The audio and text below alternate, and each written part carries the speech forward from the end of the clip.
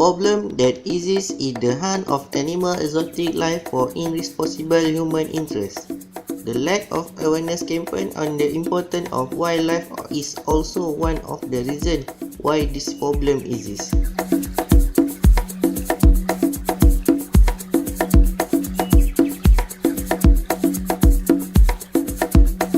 Its objective is to educate the public on the importance of wildlife for future generations.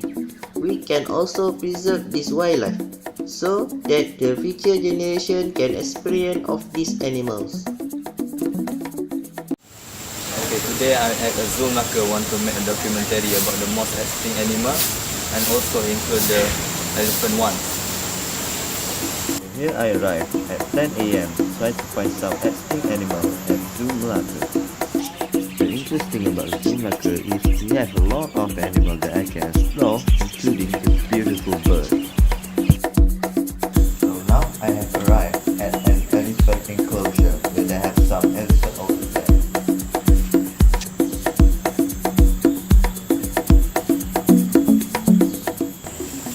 Okay, next to me there are an elephant.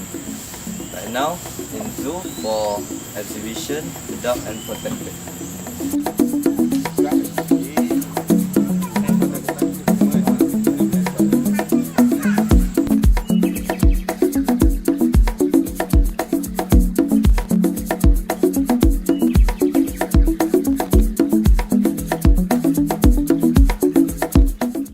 Gajah ni kan ada punya gading dia. Gading dia tu nilai dia tinggi. Itu sebab dia orang buru gajah. Kita kat Malaysia ni kita lindung lagi gajah. Kat hutan Malaysia ni tak silap saya lebih kurang 2,000 ekor gajah yang masih hidup liar di hutan Malaysia. Saya tahu je.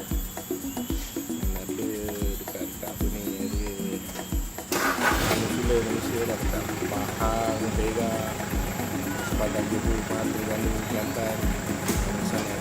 Buru harai ni kebanyakan dia orang ni datang daripada negara luar, biasanya Vietnam, Thailand. Sebab kita kan sepadan daripada negara dia orang datang Malaysia ni nak buru benda tu. Sebab kita kat Malaysia ni tak ada yang jual benda tu, sebagai transit je. Negara Malaysia ni sebagai transit untuk pergi ke tempat lain. Buru gajah haiwan ni, gajah ni macam apa ni, Kemboja, Thailand, India, Afrika. Itu antaranya. Itu antaranya, ada lagi lah. Tapi tak seteruk negara-negara yang disebut tadi lah. Kayaknya Malaysia okey lagi lah. Malaysia masih terkawal lagi lah. Terima kasih abang.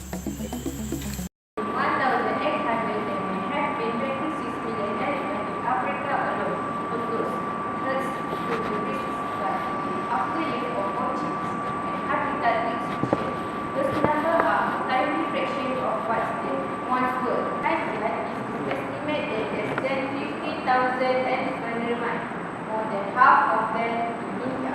The population is 100,000 clans of the country from South Assam and the Himalayas. Okay, that's all about our video.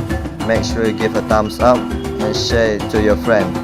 And also, don't forget to support WWF Campaign. And thanks to Zoo Melaka for supporting us while doing the